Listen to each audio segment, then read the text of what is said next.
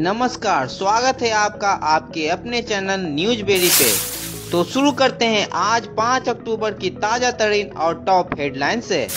नहीं थम रहा कोरोना का कहर, 66 लाख के पार पहुंचे कोरोना संक्रमितों का आंकड़ा। पिछले 24 घंटे में 74,000 से ज्यादा नए मामले। वहीं पिछले 24 घंटा में हुए 76,000 से ज्यादा लोग रिकवर। वहीं अब तक 55 लाख से ज्यादा लोग हो चुके हैं कोरोना से ठीक। पिछले 24 घंटे में 900 से ज्यादा लोगों की हो चुकी है कोरोना से मौत। वहीं अब तक 1,02,000 से भी ज्यादा लोगों की हो चुकी है कोरोना से मौत। केंद्रीय स्वास्थ्य मंत्री हर्षवर्धन ने कहा, जुलाई तक 25 करोड़ लोगों को कोरोना वैक्सीन देने की योजना। बताते चलें कि कोविड-19 वैक्सीन की तमाम अटकलों के बीच केंद्रीय स्वास्थ्य मंत्री हर्षवर्धन ने रविवार को कहा कि भारत सरकार का लक्ष्य है कि जुलाई 2021 तक 25 करोड़ लोगों के टीकाकरण की व्यवस्था उपलब्ध हो जाए। उन्होंने कहा कि वैक्सीन तैयार हो जाने के बाद टीकाकरण की योजना बनाई जा रही है। मुख्यमंत्री ममता बनर्जी ने माना, बंगाल में कम्युनिटी ट्रांसफर के स्तर पर पहुंचा कोरोना वायरस।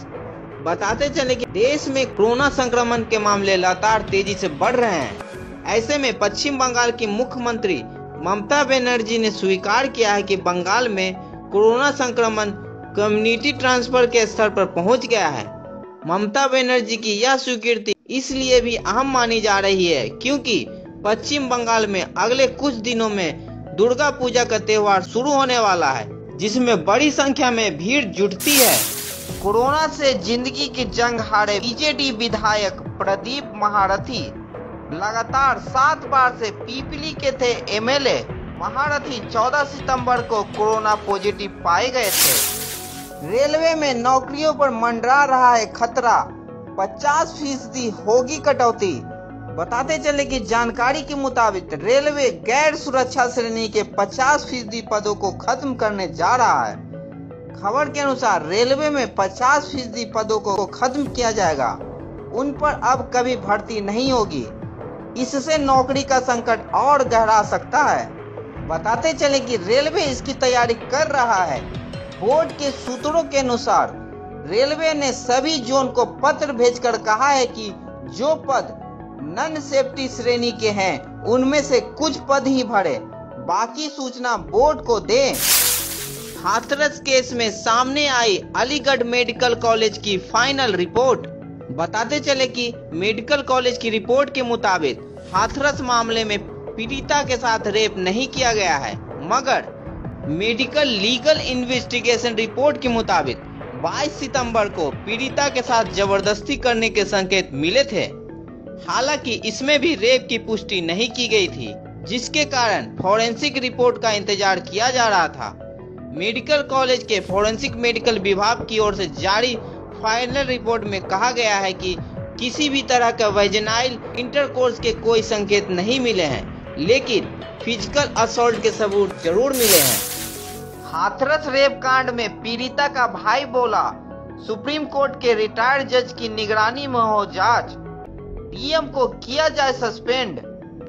बताते चले कि डीएम प्रवीण लचकार का एक कथित वीडियो सामने आया है, जिसमें वह परिवार को धमकाते हुए नजर आ रहे हैं, लिहाजा उन्हें भी हटाने की मांग जोर पकड़ रही है। हाथरस गैंग रेप में आरोपियों के पक्ष में लोगों ने गांव के बाहर अर्धनग्न होकर दिया धरना। प्रदर्शनकारियों ने जमकर की नारेबाजी। बताते चले कि राष्ट्रीय सवर्ण परिषद और करनी सेना जैसे कई संगठन खुलकर अब चंपता के बिटिया कांड के आरोपियों के समर्थन में उतर गए हैं। इस संगठन ने बिटिया के गांव के बाहर अर्धनग्न होकर जोरदार धरना प्रदर्शन किया। उन्होंने क्षेत्रीय सांसद के अलावा उन नेताओं के खिलाफ नारेबाजी की है जो कि बिटिया के घर पर संवेदना जताने गए थे। कांग्रेस नेता ने किया हाथरस कांड के आरोपियों पर सिर काटने वालों को 1 करोड़ रुपए का इनाम देने का ऐलान। बताते चले कि कांग्रेस नेता निजाम मलिक ने हाथरस कांड के आरोपियों की हत्या करने वालों को इनाम देने का ऐलान किया है। प्रियंका गांधी के साथ बदसलूकी पर नोएडा पुलिस ने जताया खेद, जांच के दिए आदेश। बताते चले कि नोएडा पुलिस ने रविवार को डीएनडी फ्लाईवे पे कांग्रेस नेता प्रियंका गांधी वाड्रा के साथ की गई बदसलूकी पर खेद जताया है। प्रियंका गांधी हाथरस सामूहिक दुष्कर्म पीड़िता के परिवार से मिलने हाथरस जा रही थी जब पुलिस ने उन्हें रोका था। इस दौरान वहां जमकर हंगामा हुआ था। बीजेपी विधायक के संस्कार सिखाने वाले बयान पर राहुल गांधी बोले, यह संघ की गंदी अंध राष्ट्रवादी मानसिकता है। बताते चले कि यूपी के बलिया विधानसभा क्षेत्र के विधायक सुरेंद्र सिंह ने यूपी में बढ़ती रेप की घटनाओं का कारण लड़कियों का संस्कारी नहीं होना बताया था। कमलनाथ का शिवराज सरकार पर निशाना, कहा मध्य प्रदेश बलात्कार, बेरोजगारी और किसानों को पीड़ा पहुंचाने के मामले में देश की राजधानी बन रही है। बताते चले कि मध्य प्रदेश कांग्रेस अध्यक्ष एवं प्रदेश के पूर्व मुख्यमंत्री कमलनाथ ने रविवार को प्रदेश की भाजपा सरकार पर निशाना साधते हुए आरोप लगाया है कि मध्य प्रदेश बलात्कार, बेरोजगारी और किसानों की पीड़ा के मामले में देश की राजधानी बन रही है। यूपी के बलरामपुर रेप कांड में 4 आरोपी गिरफ्तार, लगाई जा सकती है रासुका, फास्ट ट्रैक कोर्ट में चलेगा मुकदमा। बताते चले कि बलरामपुर जिले के कैसरी कोतवाली के गांव में दलित छात्रा के साथ दरिंदगी की घटना को मुख्यमंत्री योगी आदित्यनाथ ने गंभीरता से लिया है। बताते चले कि 29 सितंबर को छात्रा बीकॉम कक्षा में एडमिशन कराकर वापस लौट रही थी। करीब 6 से 7 लोगों ने छात्रा का अपहरण कर लिया और एक दुकान के कमरे में ले जाकर गैंग रेप की वारदात को अंजाम दिया। राहुल के मंच से सिद्धू ने दागे पंजाब सरकार पर सवाल, रोकने पहुंचे मंत्री तो कहा अब तक बैठा रखा था। बताते चले कि लंबे समय के बाद नवजोत सिंह सिद्धू कांग्रेस के किसी सार्वजनिक कार्यक्रम में नजर आए। इस्तीफे के बाद यह पहला मौका है जब राहुल गांधी संग पंजाब के मुख्यमंत्री कैप्टन अमरिंदर सिंह और नवजोत सिंह सिद्धू एक मंच पर दिखे। भले ही राजनीतिक दुनिया पटती दिख रही हो, लेकिन पंजाब सरकार से सिद्धू के सवाल अभी बाकी हैं। राहुल गांधी के मंच से नवजोत सिंह सिद्धू ने अपने अंदाज में किसानों का समर्थन किया, तो वहीं पंजाब सरकार से भी विकल्प पूछ डाले। इस दौरान नवजोत सिंह सिद्धू ने सोनिया गांधी और राहुल गांधी की तारीफ भी की। बीजेपी में शामिल हुई शूटर श्रेयसी सिंह पूर्व केंद्रीय मंत्री दिग्विजय सिंह की है बेटी। बताते चले कि पूर्व केंद्रीय मंत्री दिग्विजय सिंह के निधन के बाद उनकी मां पुतुल सिंह भी सांसद रही है। खबर है कि बीजेपी इस बार श्रेयसी को चुनावी मैदान में उतारेगी। चीन को करारा जवाब देने के लिए आर्मी और एयरफोर्स संयुक्त तौर पर कर रही है वॉर प्रैक्टिस। बताते चले कि भारत चीन के बीच सीमा विवाद बना हुआ है। चीनी सेना एलएसी पर लगातार उकसाने वाला काम कर रही है। कई बैठक शांति वार्ता के बाद भी वो पीछे हटने को तैयार नहीं है। वो भारी मात्रा में सैन्य बल बढ़ा रहा है। चीन के आक्रामक रुख को देखते हुए भारतीय सेना की तैयारियां भी जोरों पर है। चीन को मुंहतोड़ जवाब देने के लिए भारतीय सेना और वायुसेना संयुक्त तौर पर अभ्यास कर रही है। पंजाब के बाद अब हरियाणा में ट्रैक्टर रैलियां करेंगे राहुल गांधी।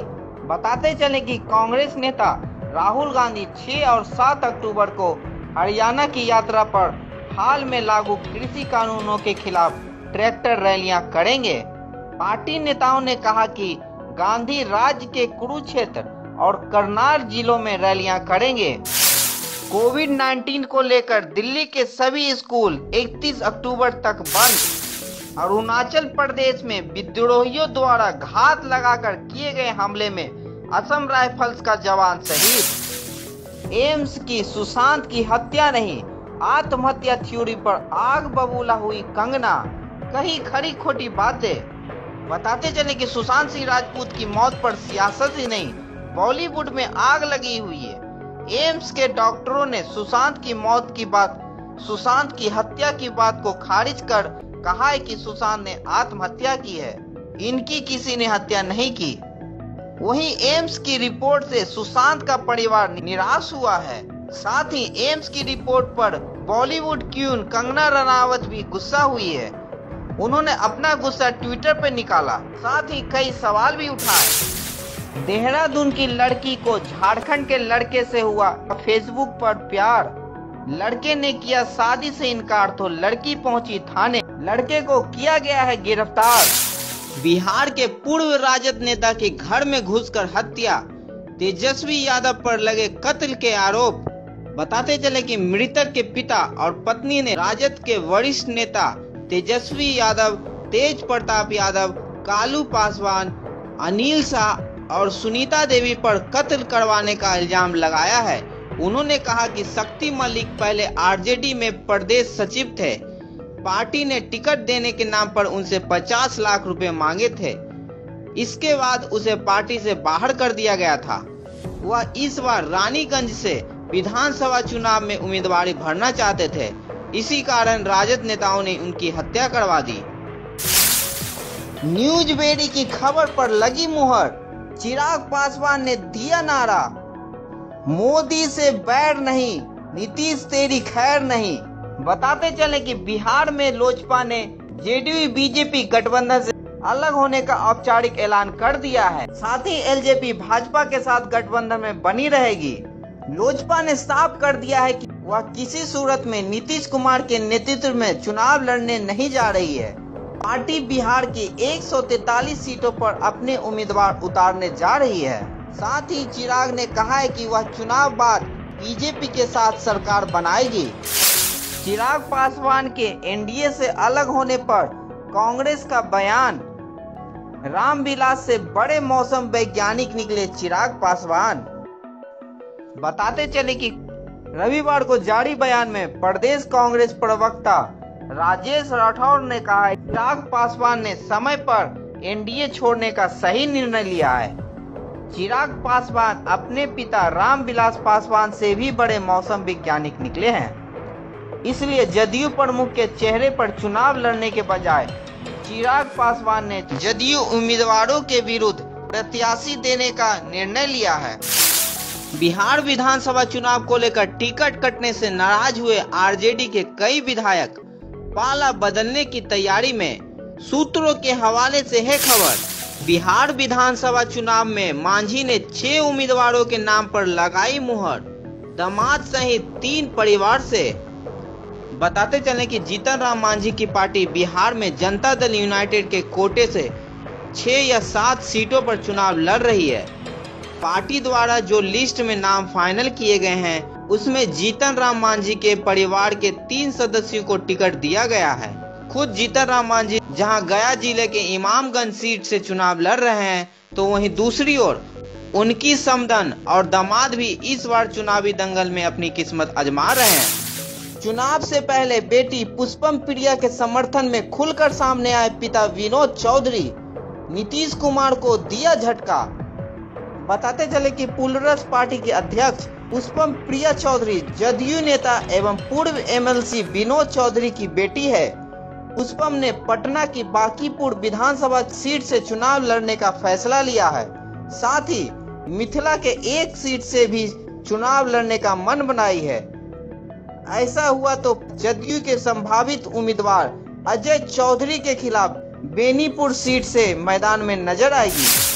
मौसम विभाग की चेतावनी, अगले 4-5 दिन देश के कई इलाकों में गरज के साथ भारी बारिश। बताते चले कि मौसम विभाग की माने तो झारखंड में 4 से 6 अक्टूबर, वहीं 7 अक्टूबर को उड़ीसा, 6 से 7 अक्टूबर को छत्तीसगढ़ में और 5 से 7 अक्टूबर के दौरान उड़ीसा में भारी वर्षा की संभावना। वहीं दिल्ली एनसीआर की बात करें तो यहाँ पर भी मौसम ने करवट ली है। मौसम में हल्की नमी के कारण यहाँ वायु प्रदूषण में बढ़ता जा रहा है। मौसम विभाग के अनुसार बिहार से 10 अक्टूबर से पहले मानसून विदा हो जाएगा। अभी वह उत्तर प्रदेश के कुछ हिस्सों से गया है। बिहार से 3 से 4 दिनों में इसके जाने की संभावना है।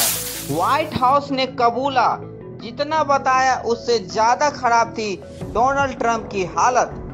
बताते चले कि अमेरिका में अगले महीने यानी नवंबर में राष्ट्रपति चुनाव होना है। इस बीच चुनावी रैलियों में व्यस्त राष्ट्रपति डोनाल्ड ट्रंप कोरोना वायरस से पॉजिटिव हो गए हैं। ट्रंप के अलावा उनकी पत्नी भी कोरोना से संक्रमित है। ट्रंप की सेहत से जुड़ी पिछली खबर को लेकर रविवार को व्हाइट हाउस ने बड़ी जानकारी दी। व्हाइट हाउस के एक अधिकारी ने मीडिया को बताया कि शुक्रवार को डोनाल्ड ट्रंप की तबीयत जितनी खराब बताई गई थी, वास्तव में उससे कहीं ज्यादा खराब थी। तेज बुखार और खून में कम होते ऑक्सीजन को देखते हुए डॉक्टर ने राष्ट्रपति ट्रंप को तुरंत हॉस्पिटल में भर्ती होने की सलाह दी थी। व्हाइट हाउस के chief of staff mark meadows ने रविवार को ये जानकारी दी थी। कल आईपीएल टी20 में मुंबई इंडियंस ने हैदराबाद को हराकर पॉइंट्स टेबल में किया उलटफेर। मुंबई इंडियंस ने आईपीएल के 17वें मुकाबले में हैदराबाद को 34 रनों से हरा दिया। जीत के लिए मिले 209 रन के लक्ष्य का पीछा करते हुए हैदराबाद की टीम कप्तान डेविड वार्नर की 60 गेंद की पारी के बाद भी 20 ओवर में 7 विकेट के नुकसान पर 174 रन ही बना सकी। इसके पहले डीकॉक की 67 रन की शानदार पारी के बाद कसी हुई गेंदबाजी के दम पर मुंबई इंडियंस ने रविवार को आईपीएल मुकाबले में हैदराबाद को 34 रन से शिकस्त दे दी। वहीं इस जीत से मुंबई इंडियंस बेहतर रन रेट के कारण तालिका में शीर्ष पर पहुंच गई है। वहीं कल आईपीएल के दूसरे मुकाबले में चेन्नई ने पंजाब को 10 विकेट से हराकर टूर्नामेंट की दूसरी जीत दर्ज की। चेन्नई के ओपनर फाफ डु प्लेसी और शेन वॉटसन ने मिलकर सीएसके को शानदार जीत दिलाई। दोनों ने मिलकर 181 रन बनाए। फाफ और वॉटसन के द्वारा बनाए 181 रन की पार्टनरशिप आईपीएल में सीएसके की ओर से किसी भी विकेट के लिए किया गया सबसे बड़ी पार्टनरशिप का रिकॉर्ड है। दोनों ने मिलकर मुरली विजय और माइक हसील के 159 रन की पार्टनरशिप के रिकॉर्ड को तोड़ दिया है। बताते चले कि पंजाब के द्वारा दिए गए 179 रन के लक्ष्य को सीएसके ने 17 ओवर 4 गेंद में 181 रन बनाकर हासिल कर लिया। वॉटसन ने 23 गेंद पर 83 रन बनाकर नवाद रहे। वहीं फैब ने 53 गेंद पर 87 रन की पारी खेली। दोनों ने गजब की बल्लेबाजी की और पंजाब के गेंदबाजों को कोई सफलता हाथ नहीं आने दी।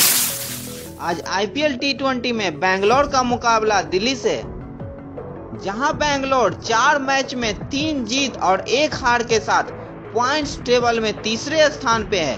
वहीं दिल्ली भी 4 मैच में 3 जीत और 1 हार के साथ दूसरे स्थान पे काबिज है।